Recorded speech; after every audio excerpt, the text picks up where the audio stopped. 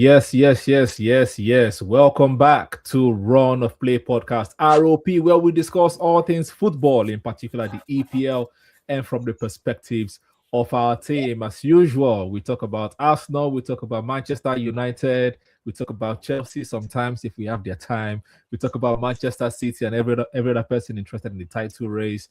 And this episode, because AFCON is live, we'll be touching on AFCON as well. As usual, we have the regular panel. I'm your guy, Dr. Toph. We have Sean T in the building. How are you feeling today, Mr. Sean T? Mixed feelings now. The team played well, but we still lost. So it's a mixed day. Yeah. We've been there before. Trust the process, my guy. Trust the process. And we also have our guy, Mr. David, in the building. David, how are you feeling today? Feeling good. AFCON is here. United lost. That's a good, trolling point. Unfortunately, Arsenal did not drop points. That was a silly penalty to give away by Everton. But overall, it's a good week. I'm feeling good. Don't worry. Arsenal is just delaying the inevitable. Okay. We shall see who's right or wrong towards the end of the season. Jude is not feeling too well, so please have me your prayers and thoughts. And Johnny Boy sends apologies. But we're here to talk football.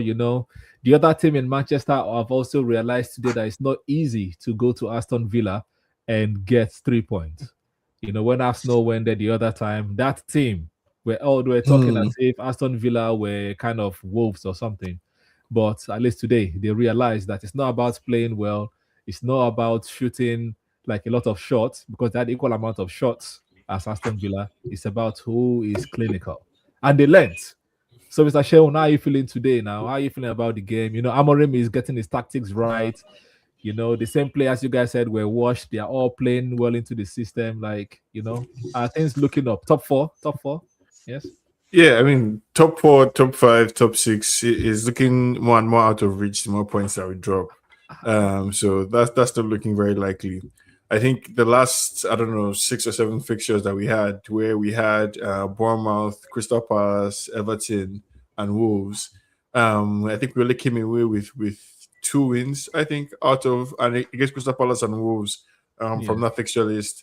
So it's not going to get any easier than that run that I just laid out, right? So it's unlikely that we make it in top 4. For what it's worth, United put up a better performance today than I've seen from Amorim from that I've seen from any manager, I would say, because the team was dominant, like from head to toe, from minute 1 to minute 90, in every single area basically of the pitch. We were in control. So it's too bad that we couldn't turn that into a victory. And I think the real test now is whether or not Amorim has the wisdom, I think, or the managerial chops to manage the emotions of the players, because I think the frustration is starting to seep in. Like, there's a lot of drama around the club. You could see Bruno's reaction after Bournemouth, where he was visibly upset. The whole thing with Kobe Mino, I don't believe that he's injured. I don't believe that injury stuff for a single minute. I think he was dropped. So there's a lot of drama around the club, and I think Amorim just has to find a way to not have this story be the same all the time, where you're almost there. We just unlucky or too bad or a different day. Enough of the story. We need 3 points, and I think unfortunately today we're not able to get it. However, for what it's worth, I think between 4th and 9th there's like 3 points or so. Exactly. So it's still within reach. I think there's still a lot of Premier League football to play. Exactly. And I'll turn the question around to you guys, with you, Dr. Tools, as well. I mean, is Aston Villa now in contention for the title race because they are pretty much unstoppable? Yeah, I think they have 10 wins in a row. So yes, they have 10 wins in a row. I think they are 3 points still, just 3 points behind the league leaders. No, let me not call their name, because if you call their name now, some people will be triggered. They're 3 points behind the league leaders. So yeah, definitely they are in the title race, just 1 point behind Manchester City. But it's Unai Emery. We know Unai Emery as former Arsenal manager. We know that he has these kind of runs in him. He can go 22 games unbeaten, and then towards the end he bottles top 4.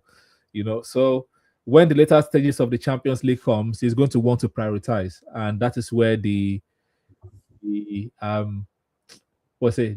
tire meets the road.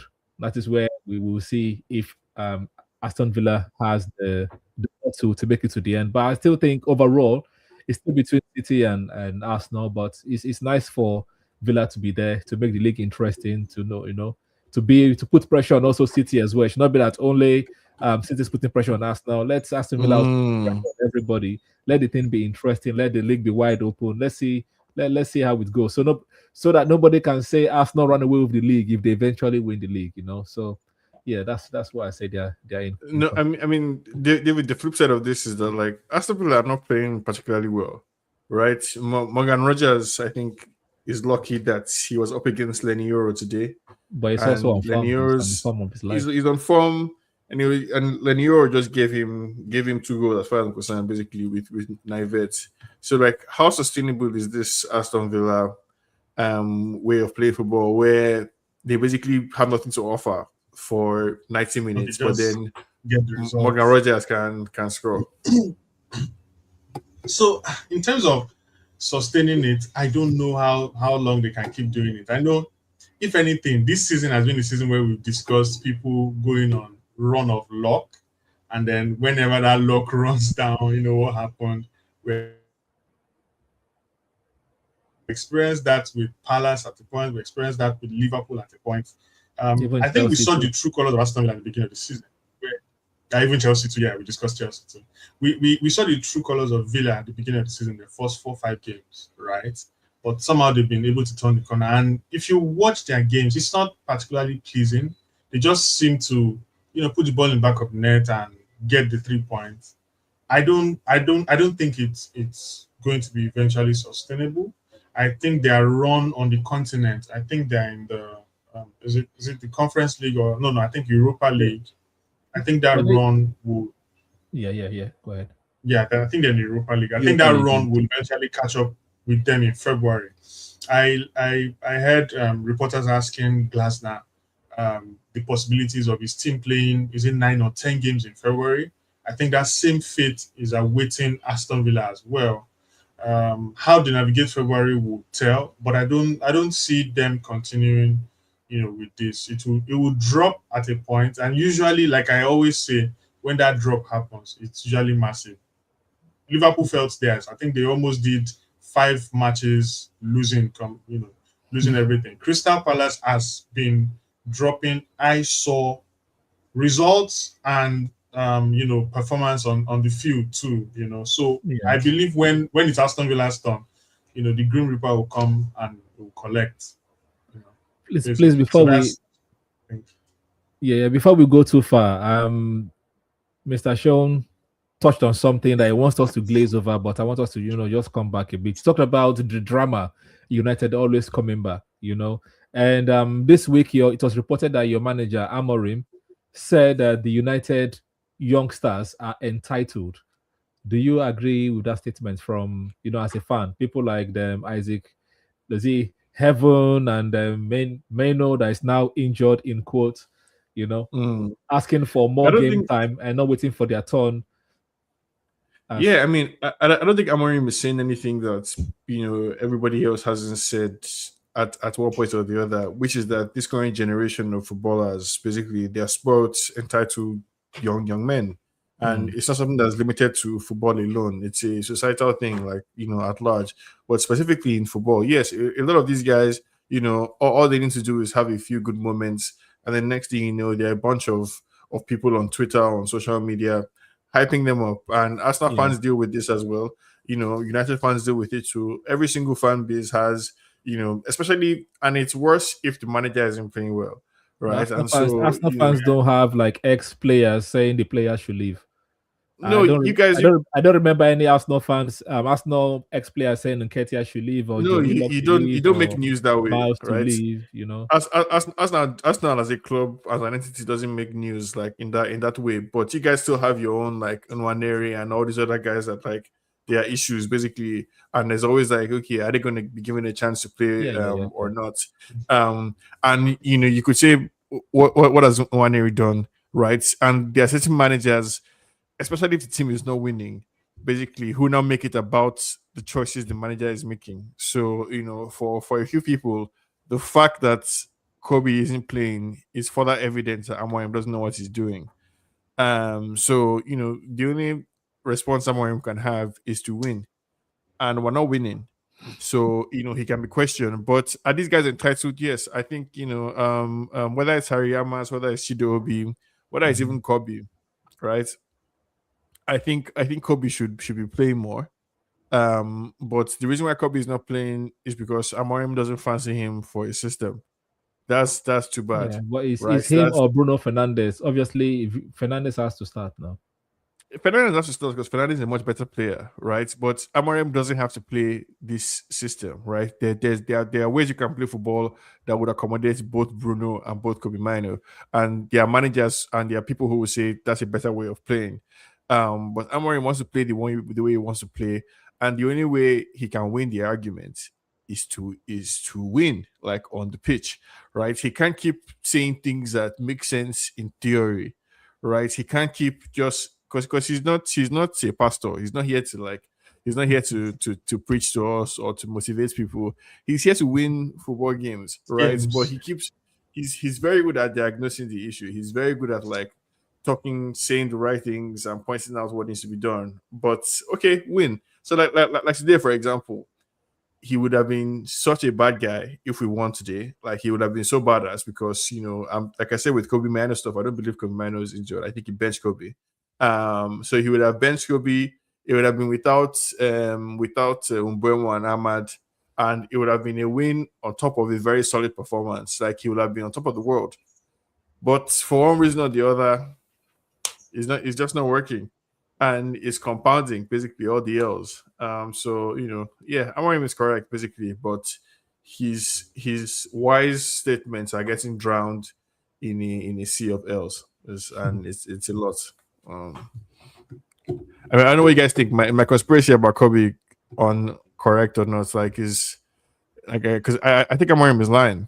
I think they basically told them, "Hey guys, but let's try and minimize the drama." So we'll both agree that like you have an injury. This injury is going to last you enough time for transfer window to open, and you can go to wherever you want to go to. But between all of us, so you're not playing again here. Sorry, that's what I think happened. David, before you come in, let me just throw some agenda in there as well. Why not? Right. No, I don't think Amorim is wrong to do that because obviously when Kobe's brother is coming to sell t-shirts or wear t-shirts to say free Mano, like you're putting your brother in jeopardy in the first place. So someone has to be punished. I don't think the club ethically can stop the brother from coming to watch Kobe's matches or not give him tickets. So someone has to be fined, and Kobe is going to be fined for that. And the other agenda I want to drop in there is like in situations like this where a manager's job is online. Usually, what they do is to play the experienced players, right? They believe that the experienced players who listen to them, they can kind of relate to the predicament and will get them out. Whereas someone like Kobe, we just want to play football and just want to have fun. Whereas they will not understand the impact on the manager. So even someone like Ugarte is not even playing right now. Ugarte, you don't see Ugarte not complaining again because he's a matured player. I understand. Okay, this man's job is on the line. We have only one game a week. I don't have enough chances to play. Let me just sit down and collect my salary. As long as they are getting results. But why is the man's job on the line? Right, the man's job is on the line because he looked at the way we were playing before. All the other managers that were playing, everybody was trying to make something happen with 4-2-3-1, 4-3-3, some version of the same, which is what most people in football around the world are playing right now. Everybody was trying to one variation of the system. You add your own sauce to it, your own spice to it here and there. You tweak it, you make it work. Amorim said, no, forget all of this. Like, throw everything that you guys know away, basically. I want to start my own way. And so we're going to lose, basically, until we're tired of losing. And after that, right? After that, you win. So if you're Kobe and you're looking at the situation and you're thinking to yourself, what the fuck is going on here? Like why? Like I grew up basically watching Rooney and Ronaldo. Of course, Amorim trying to form. He's basically trying to just discredit everything that existed about Man United at any point in time and build it in his own Amorim image, which is fine, right? To an extent, you need to do that, but you need to win at the same time. Like he has too much mouth for somebody who's not winning, delivering results on the pitch. That's a disconnect for me. I don't know, David, how you see it. Yeah, I mean, I agree with you. Result is king. Yeah. I also agree with him that young players are entitled these days. And the only reason why, the music is louder for Maino than compared to someone like Wanere is because Wanere's manager is getting the results with or without him. You understand? And Wanere is not in England. Wanere is not playing in England squad. Yes, Meno was their star boy in the Euros. He was playing well. That's true. So and now he might not go to World Cup. So I think that's also triggering the press. Like, play this guy, let him go to World Cup. Like, we want to win something, But that's also So result is king, really. I mean, if you're saying this person is not good and your team sheet, your lineup every week is also not good enough to get the results, and we're saying try this other guy now, maybe that will get the result, and you're saying no. So it's a fault on every side, right? While it's correct that these guys are entitled, it does more of what Hollywood people call red carpet work. You're doing more of that than the actual deed that you're brought in to do. You're not getting the 3 points at the end of the day. You're playing one game every week. I mean, it typically just means that you have a more relaxed squad, a more rested squad, and then you're not doing the business that you're supposed to do, right? And it's giving us philosophers talk every press conference, diagnosing the issue. I mean, it qualifies to be a Nigerian at this point. We talk a lot about the problems of our country without solutions. So the guy can explain. Exactly. You're just explaining and explaining and explaining. I think maybe he's better suited as a director of football. Explain the problem, but you're not the person who is addressing the problem on the pitch. Unfortunately, that's his job. He's the one to address the problem on the field, and it's not doing that. And trust the process. While those of us who are not United fans like to see the overall scoreboard at the end of the day, you still feel bad, right, that it's happening to a club. But then again, it's United. Just happy. Just here to collect. That one's a day. Well, I mean, let's segue to the other team. Wait, before we segue, you did not tell us. Is it you didn't give us your own opinion? Is it a 3-horse race? Oh, okay. So no, David. I think you said Villa. You said Villa is going to fall off. Yeah, I said Villa is still going to. Yeah. But Sean I still think it's two guys. Yeah, it's two guys. It's Arsenal and City. I think Arsenal is here to keep us entertained and to give us a great storyline, for eventually when they fall apart. So yeah, it's a 2-horse race for now. But what I still think we're in for some kind of surprise here and there. Sunderland were the initial surprise. I think they're starting to wobble. Crystal Palace were doing gra. I think they're starting to wobble as well. I think you guys are correct about Villa too. They're gonna drop points. I think we're not there's somebody who's just gonna rise from this mid-table cluster that's happening. I think somebody's gonna get their shit together between now and January, and second half of the season is we're gonna be in for a surprise. That's my dark horse. Take. So just can you touch on this as a United fan or United rep? Do you think Menu should leave this? Yeah, I mean, yes, you should go. I was looking at James Garner playing, fantastic football against Arsenal. I don't begrudge any of these young boys that want to go out there and fight for their own football and fight and make it. Amorim wants them to fight within his own idea and system. Okay, sure. But at the same time, Kobe is a baller, right? Kobe doesn't need to prove that he can be this specific type of midfielder that Amorim is looking for. It's okay if he's not, right? It's what was the deal with McTominay.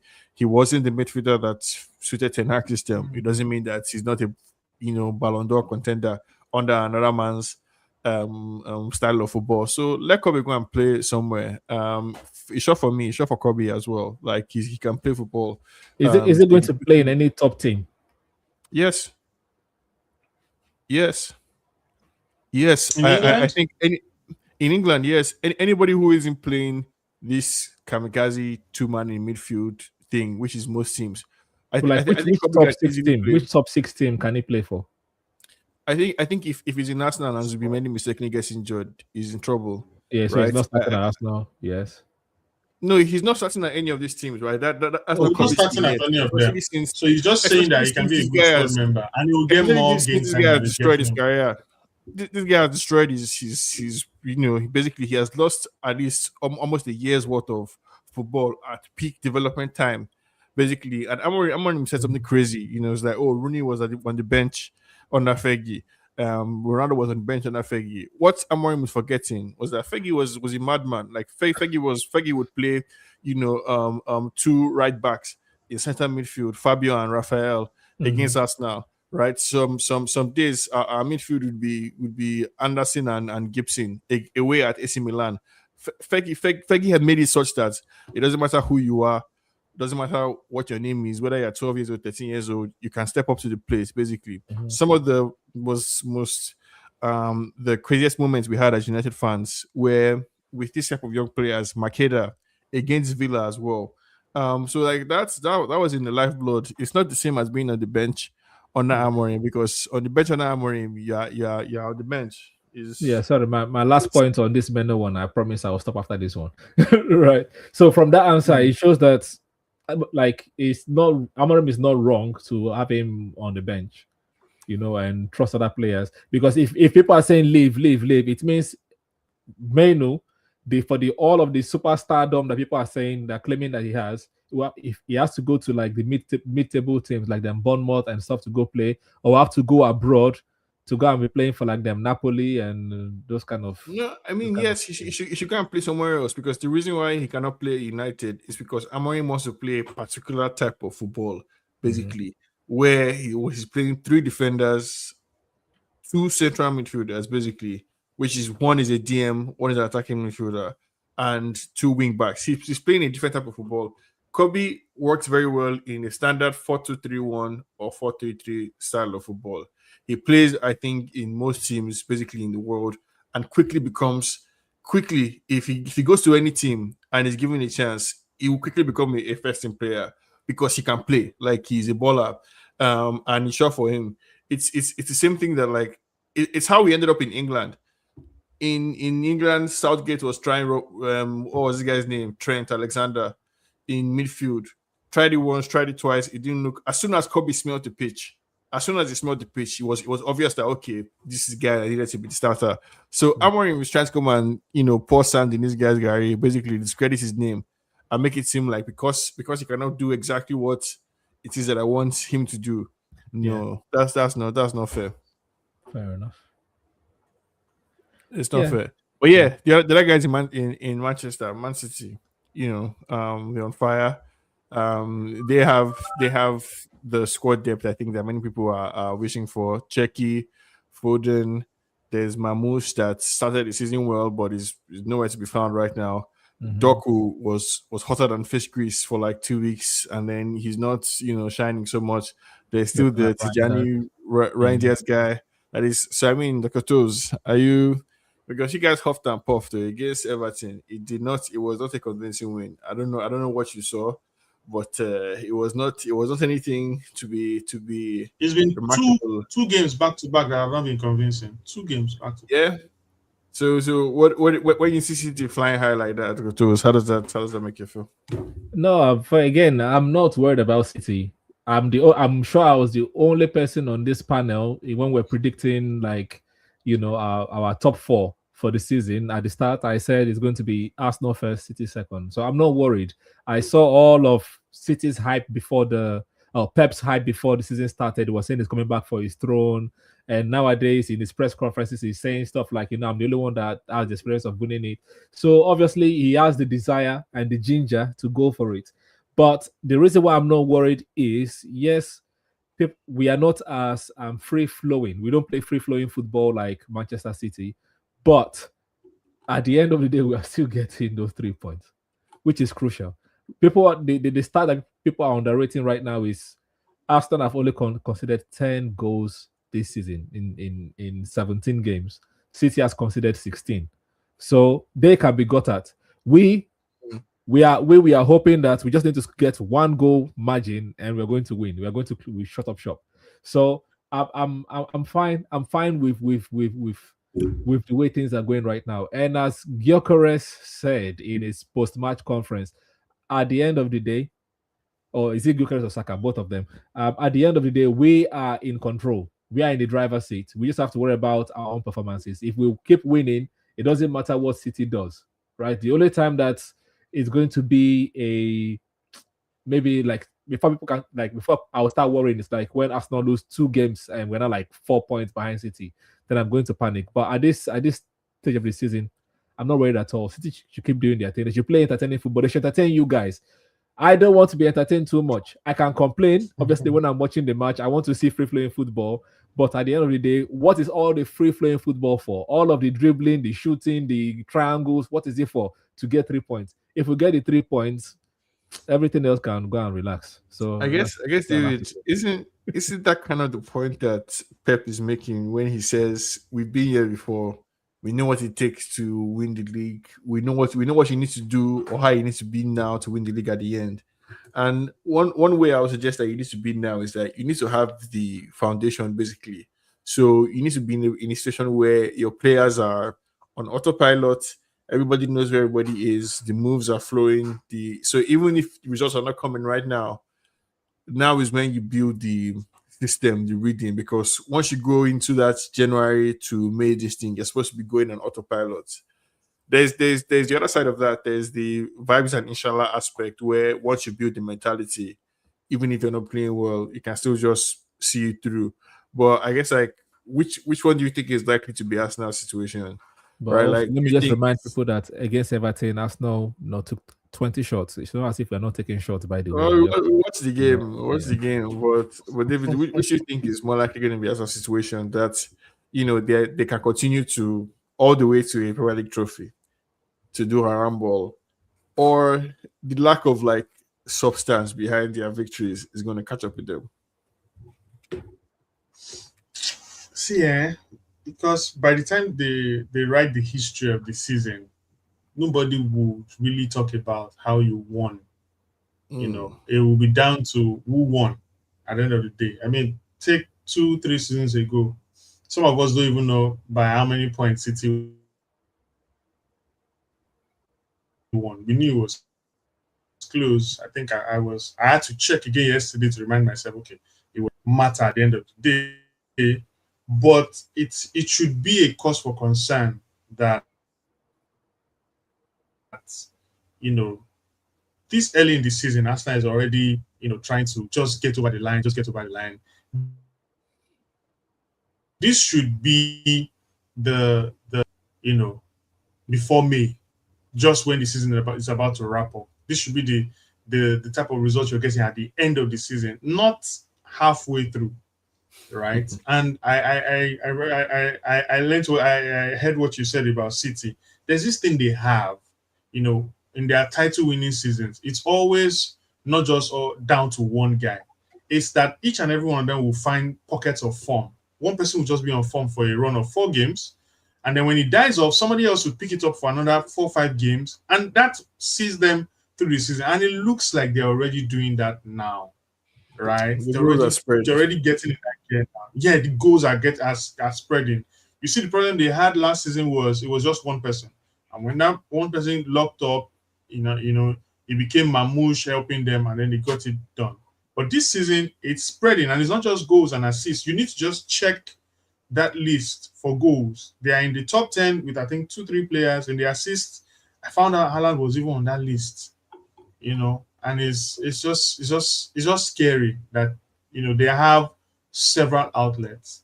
Arsenal cannot continue to depend on this one outlet and grinding it out. The same way they don't have outlet though, because their striker is a high. The outlet is get the job done. That's the outlet for now.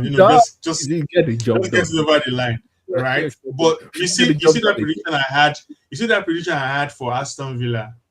Right, I fear it's coming. I fear that is coming as well, because you can grind out maybe 5-6 games at the end of the season, but you can't be doing that now. I don't know. Will I say it's fatigue? But everybody is having the same number of fixtures. I don't want to see a capitulation like the type that once happened between Liverpool and City, where City was, I think, 7th or 8th position, I think, with a game down as at December, sometime in December, November, and City won the league and Liverpool struggled to make top 4. I just hope that's not what we're going to experience this season. I don't think so. As the Arsenal rep here, I don't think that capitulation is coming. I think this Arsenal, there's something about this the way the season is going that is better than last season and the season before and the season before that. Okay, last season the reason why we didn't even compete was all like a lot of draws. But if this Everton game and the game before that was the game that we against Wolves, if this was last season, that is going to be a draw. It was actually you dropped points in those 2 games. Yeah. So the manager is learning. He doesn't want to go back to expressive football. I think he has been scarred mentally, because every time he's talking about, like, if the interview and talking about the style of play, we always say, we scored the most goal in the league. That season we also had the most clean sheets, but yet we did not win the league. So I think that's scarred him mentally. He doesn't want to go any expressive way again. It's just like be compact, like, get the job done. Anyhow, you get the 3.2, get the job done. And last season it was mostly draw, and this time it's like we are getting that extra fine margin, as they say in football nowadays, the fine margin to get over the line. So I don't think we're going to capitulate. The worst that's going to happen is us to keep getting this playing like this. Let me tell you where the fine margin is. We did it last season, and we are better this season. So I think we're going to do it. As I see it for this Arsenal team, man, the fine margins are in a handful of players. Gabriel, 1 down. Timber, back soon. Another one. Declan Rice, right? The third one, basically. And depending on the day of the week, Trossard or Saka. All your other players, basically, they are shaky, on shaky ground. That's why it's a system game, not an individual game. No, it's good like system. That. But that's where I think the quality of a team like City can really come through in the end. Because if anything should happen, to one of either Timber or Declan Rice, that's it. You're done. Because you don't have an attack. Like the whole Odegaard as a number 10 stuff is not working. Gyökeres is an O2. Basically, there's no future there. There's only so many. He has more goals than you. The same. He's an O2. They did charity for him now against Everton. He should keep getting charity goals. No problem. No, if the charity goals are winning us the match, he should keep getting charity. So somebody like Gyökeres, right, was supposed to take you guys to that next level.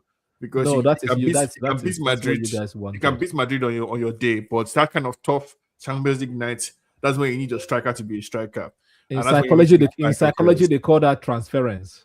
You guys wanted Gyökeres to be a Haaland, and it's not doing that, so you're disappointed.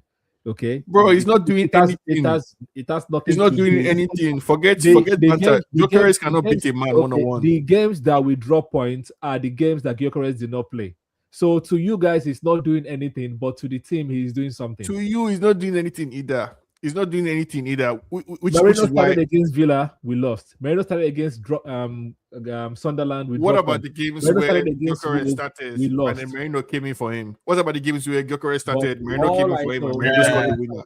But either way, he's contributing, is what I'm trying to say. He is contributing. Yes, now they're paying him salary, right? So they're asking him to show up to work, basically. Menno should do the same too. He's coming to work, basically, and they're paying him salary, so he's showing up. Yes, that is true. But regardless, I think you guys have a problem. If, knock on wood, anything should happen to Timber or Declan Rice, that's casted.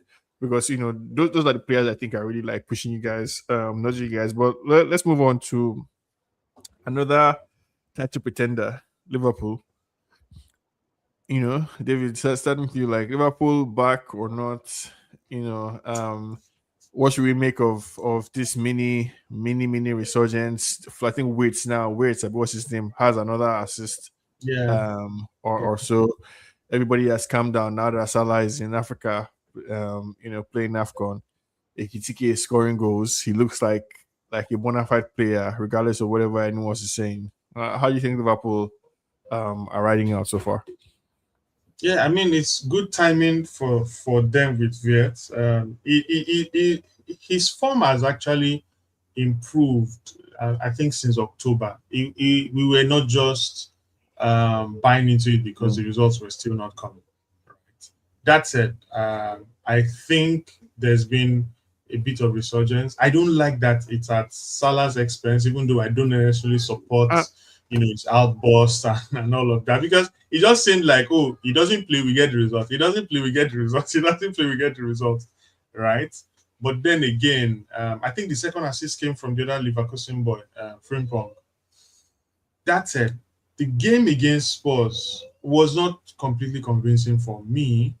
I don't know if you guys know, Spurs was down, I think, for about 30 minutes plus to 10 men, and then eventually went to 9 men, right? So, you're playing against a Spurs team that is down by 2 red cards, and then you narrowly escaped 2-1. In fact, it was 2-0. Richarlison got that late goal, and with 2 men down, Liverpool was defending. So I don't know if I would say they are back. I really don't buy into them being back. Even the previous game, the one Salah came on and gave the assist, it was more like grind the result. So maybe they've now gone back to basics. Fancy football won't get us there. We are not where we want to be. Let's just grind out. Let's grind out result. Let's grind out games. And it's December. All the fixtures are, all at you. So maybe this is the respite they need. They've moved themselves up in the log. I think they're now top 6 or top 5. But I don't think they're back. Yeah, I don't think they're back, especially with Ishak limping off yesterday. He scored the goal and really just got injured. It means if anything happens to Ekitike, yes, there's a problem again. Viet he can't do it all alone. And there's rumors that Salah won't return after the AFCON. It will be a transfer away. And if you look at the team as it is now with Ishak's injury, it's only Chiesa that comes on. There's nobody else. Mm-hmm. Because you will start with Gakpo, you will start with Ekitike. I don't even know who does the other side anymore. Nobody knows who starts on the right because there's always been Salah. So I don't. Okay, maybe Viet now. They put suppose like and Viet, yes. Yeah. So I really don't want to say they are back. I really don't think they are back. I think what they're in the let's grind it out phase, let's get the results phase, let's save phase, right? We already found a scapegoat. Let it just continue to be that we're getting the result, and it's because he's not playing.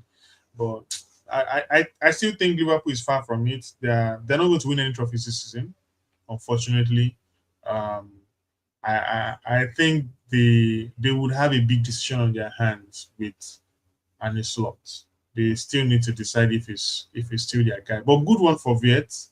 Perfect timing to come back alive, because we're already beginning to tag him the failure of the season or the flop of the season with the price tag and not being able to get things done. I always like to remind United fans that Sesko was 90 million. Right. I mean, Sesko was more. Ishak was more. Mm-hmm. And if you want to keep making the comparison, sure. Like, yes, let's obviously they are both strikers that were they are on the same level. Because it was Gyökeres versus Sesko throughout the summer. Why will it stop now? Yeah, it was Gyökeres. Why will it stop now? No, sure. Let's put them on the same level and let them comparison. Why will it stop now? Why will it stop now? To answer plainly, I don't think Liverpool is back, and hopefully, and I'm not saying this as a Liverpool fan or anyone who supports Liverpool, but the best they can do is make top 4. But they might sit out of the top 4. They might. Interesting. I mean, there isn't. Those guys think there's a world in which Liverpool, just because they have so much quality, like on the pitch, they just have ballers. And this is football we're talking about. So this is football. Stranger things have happened, right? Yeah. Stranger things have happened. These guys can play ball, and next thing you know, they put together a run of games, and they're in contention again. And they're in contention obviously, again. it would take us not falling off a cliff, but again, stranger things have happened. No, I've not seen. I've not seen a team in the last decade that has won the league with like 7 losses by game 17. Yeah. But then again, I mean, as far as I'm concerned, I think the best position they would get is a 4th or 5th. Obviously, they would have a good run of form, and I think maybe this is it. What we are saying now. This would be the good run of form, right? They will go back to being the yo-yo team that we know. But contending, I think it's over for them. I think contending for the Premier League, I think it's done for them.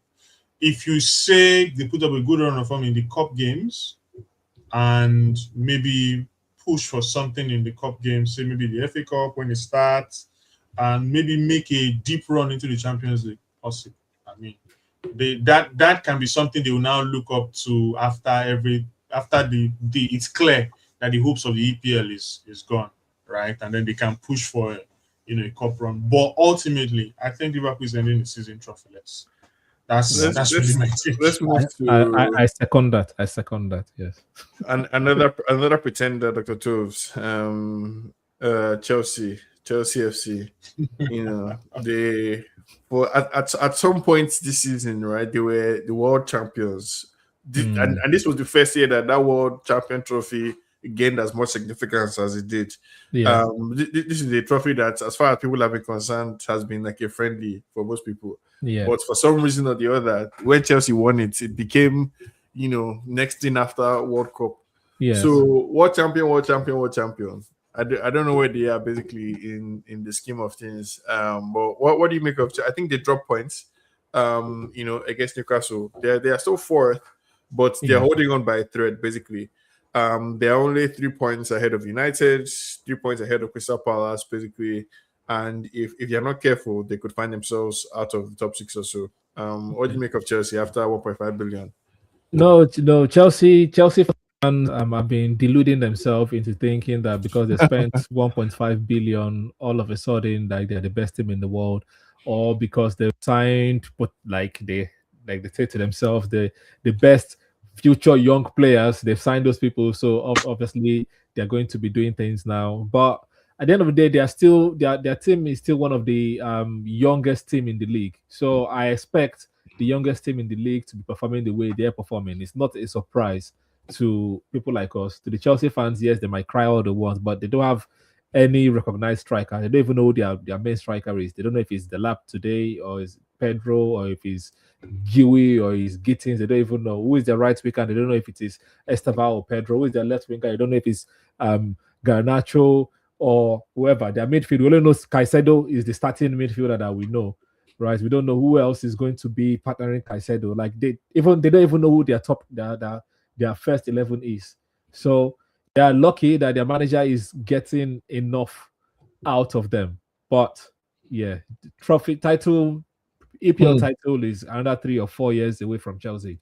Until they start buying, if they're waiting for their players to grow, then fair enough. If they want to win by this next season, then they have to start buying players that 24, 25, 26, and no longer all those 16-year-old that they were sent to Strasbourg and then bring back to the club, basically. So, they can hope for top 4 or top 5, maybe, but I don't see them competing at all. Do you buy this Maresca's Pep's inheritor or something? That one is just a talk. That one is just a talking point. Once upon a time, they asked Klopp one question. I said, the Liverpool manager, and his response to them was like, "You guys will cook up the story, and then you will ask me for me to validate the story."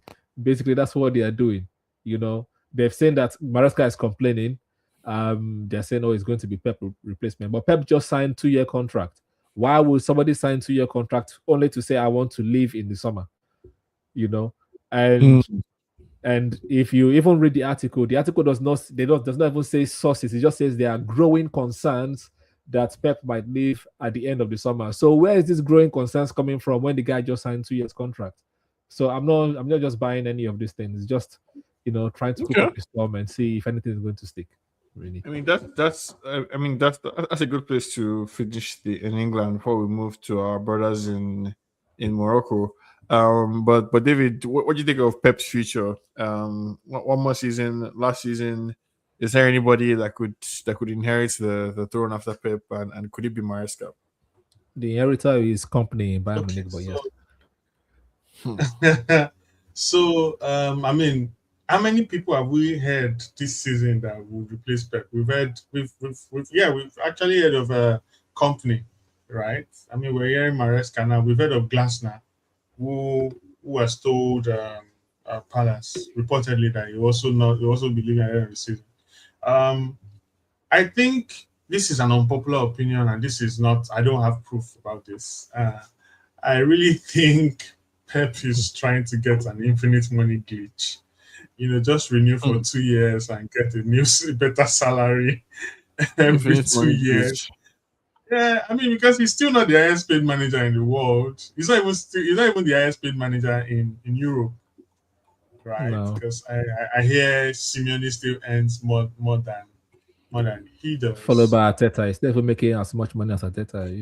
Really? Yeah. So it's not. That's the weird thing. So I think that's the reason why he's holding out. I don't think it's because he wants to leave. I mean, the streets will tell you that guy is chasing Fergie's legacy. Less money than Arteta. Yeah, Arteta. His robot is making 15 million now. That's poor. Yeah, he's Simeone, then Arteta, and then him. And then him. So he's number 3. So we think he's doing that. He doesn't want to commit to long term so that he can keep on, having these increments. I can't prove that in any way, shape or. But I don't think the worry now is who will replace Pep. I don't think he's going anywhere. That's just personal opinion. All right, James is correcting me. Fair enough. I guess maybe that's what this new contract has done for him. But I will not be surprised if we know how these Arab guys are. He might have some other offshore things. Benefits, yeah. We don't know. So media those charges that we don't hear anything again. Those charges we don't hear anything about again. Anyhow, I mean, speaking of charges, the Nigerian FA should be charged to court. But they've not been charged yet. We were disappointed that we failed to have a direct line to the World Cup, but for some reason or the other, it seems like we might have a chance. So just first of all, David, can you explain the magic by which Nigeria may have a chance to still go to this World Cup? As to the extent that you're. I mean, it's a complex loophole. Morocco just scored at the AFCON. It's a complex loophole that the NFF is trying to exploit. And you wonder, if you guys were this intelligent, why not put all this energy into football development? So apparently, FIFA's eligibility rules for players or for switching allegiance from one country to another is that country A that you want to play for sees you as a citizen, either parentage or through nationalization or by living in the country or by having a link, your dad, your mom, grandparents, whatnot, right? And then you shouldn't have played a number of games for the other country.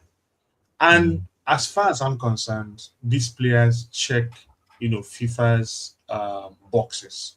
Now, what NFF has said is that to become a citizen of DR Congo, you need to renounce what other second nationalities you have. Yeah, just like Ghana as well. Ghana also, you can't be a dual citizen. You have to be just choose one. Yeah. So in Nigeria, it only applies when you're running for public office. right? Yes. You can't be a dual citizen and run for public office. So Yeah. to be accepted as a DRC citizen, you have to renounce your other nationality. Okay, so what NFF is saying effectively is that DRC defrauded FIFA. That these individuals were not eligible for DRC citizenship, but they are basically, but DRC came to FIFA to say, oh, because they have DRC passports, they are our people, clear them to play for us. So it's like a fraudulent case, really. And then if FIFA then see it as DRC has defrauded us, then they would overturn results. I mean, it's a slight loophole, but it's genius. It's just, I'm just wondering, where was all of this sense? You know, why did you let our football go to shit? Where was all of this? But it's a slim chance. I honestly think FIFA will throw it out. That's why I think. Maybe because they possess JRC nationality. Right. Do you understand? So but the problem is, I don't know how we found out that these guys don't even use their JRC passports. Apparently, a lot of these foreign players still use the passport of their second nationality. I mean, who wouldn't? It gets you into as many countries as possible. So that's the complex loophole that want to drop his English, his England passport, but I know it. So that thank you for that, David. Do you understand? Why would he drop his British passport for Congo? That's really helpful, David. But I guess now the Nigerian team, you know, the boys had a chance to, I think, win their own match, and they fell our hand. So there seems to be another chance for, you know, national glory or something. So I think with a few minutes left before the competition kicks off, just starting with you, Dr. Stoves, what are your expectations for the Nigerian team, if you have any, for this AFCON? Yes, that's I follow from your second statement. I don't have any. I don't have any. Wow. No expectation, because yes, we have one of the best strikers in the world in Osimhen. I think that's all we have. Everyone else are either just mid or bang average. Yeah, they don't really understand each other. I just think that people they just put together people that have been in the squad for a long period of time. Like there are no fresh legs in the starting 11, you know. And the starting 11 they're getting on in age, you know. So we need fresh legs, fresh ideas, and because we not qualify for World Cup in the group that we were in. I don't have any faith that in AFCON we're going to do anything, because in AFCON, I'm sure you've watched AFCON. Like there is more physicality, there's more intensity, and if we couldn't if we couldn't qualify against the like of Sudan, them like, come on, bro. Like, yeah. I know the only person who might beat is Tanzania in the opening day. I don't think we're beating anyone else throughout the competition. That's it. I have no hope at all. But obviously, I'll be rooting for the guys as a Nigerian to go to at least quarter of the final. We should just outdo Ghana. I just want to outdo Ghana, and I'll be happy.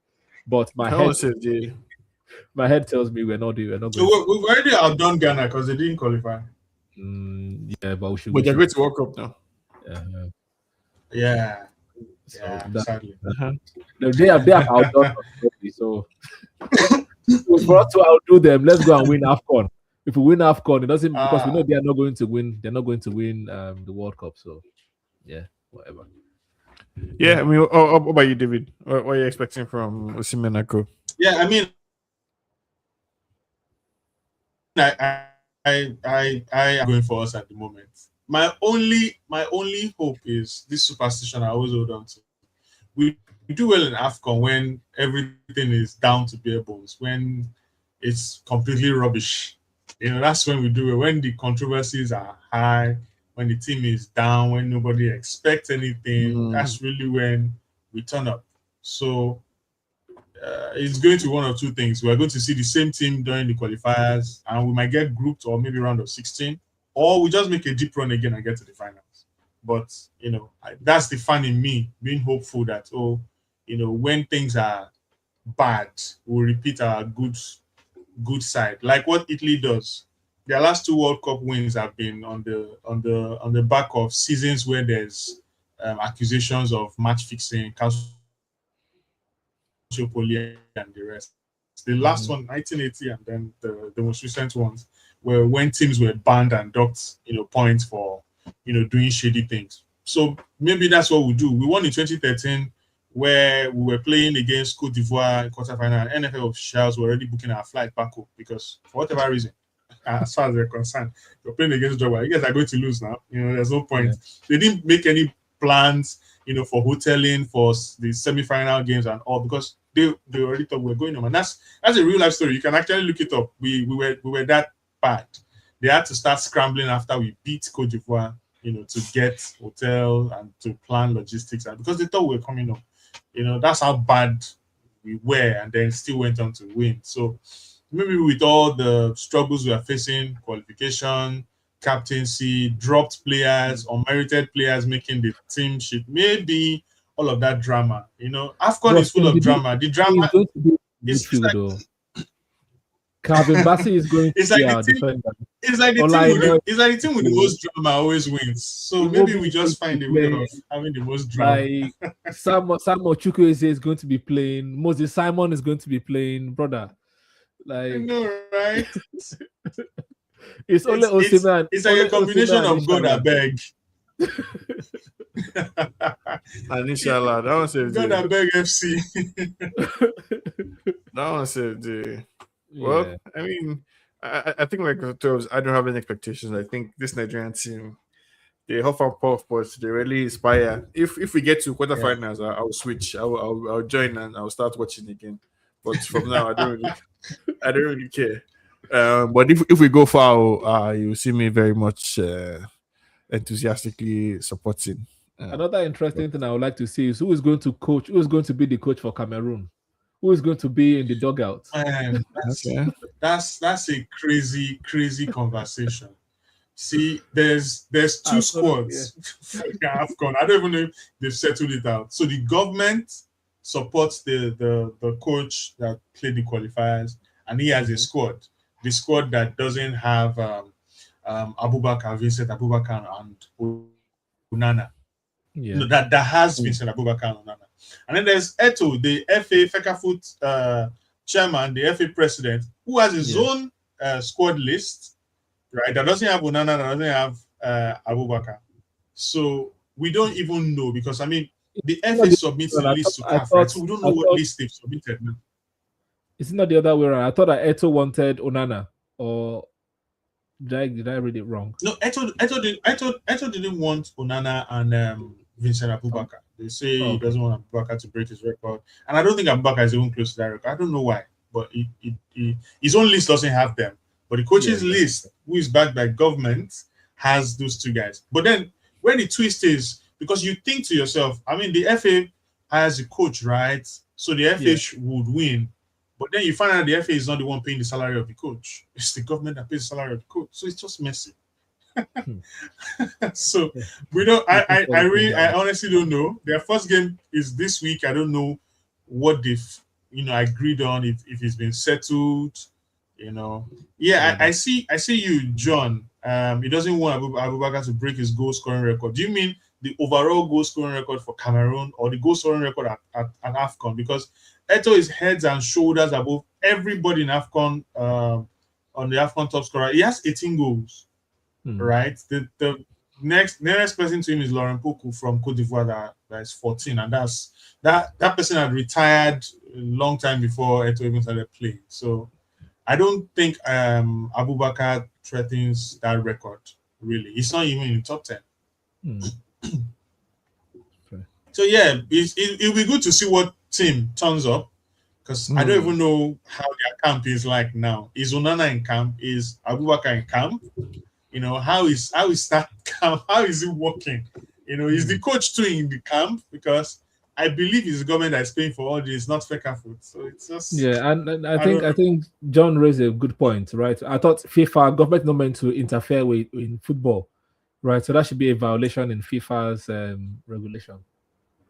Yeah, but who has the money has the control. They pay the salaries. You can't even pay the salaries of your staff. They are the ones paying the salaries.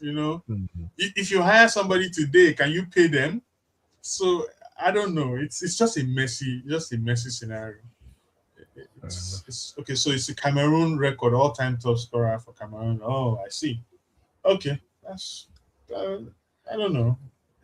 It's their problem. I just don't want them having bigger drama than Ivory Coast. I mean, Ivory Coast had the biggest drama last time and they won. Yeah. There's somewhere in me that believes whoever has the biggest drama wins. I just hope our drama is bigger so we win.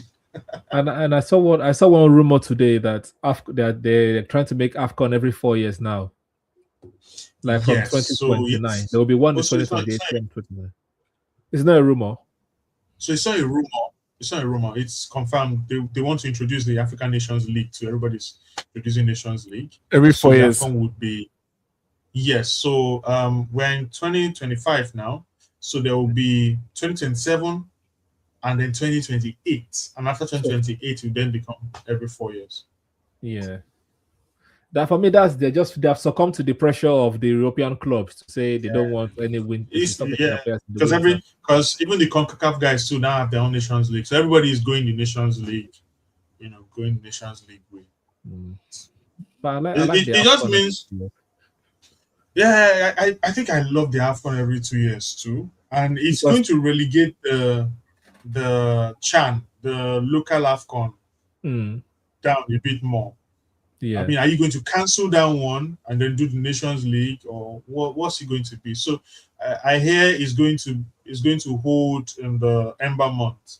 So the FIFA window for I think September, October, and November, right? That's when they'll be hosting the AFCON Nations League. I don't know what it will look like. Do they even have sponsors? Do they have proper TV rights? Because I know Europe did theirs to raise more money and to protect their FIFA coefficients in the rankings. What's our own justification? So I just left our AFCON. Let's enjoy our 2 years thing.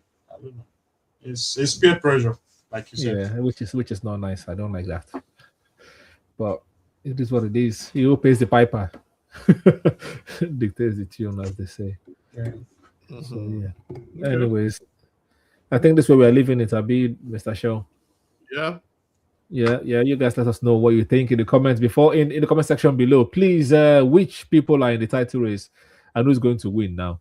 Is it Arsenal, City, or Villa? Are Villa going to remain? Are they here to stay? Are they pretenders or contenders? Let us know in the chat. And also, if you are Nigerian, what's your expectation for Nigeria? And if you're Ghanaian, who's going to win the AFCON? If you're Ghanaian, who are you supporting in the AFCON? And who's going to win AFCON? Let us know in the comment section below. Please press the like button, subscribe if you're new to the channel or you get to so. And Merry Christmas. Enjoy your holidays. Enjoy, eat responsibly, drink responsibly, pray responsibly, everything, do it responsibly. And we'll see you the next time, people. Take care. Peace, guys. Peace. Peace.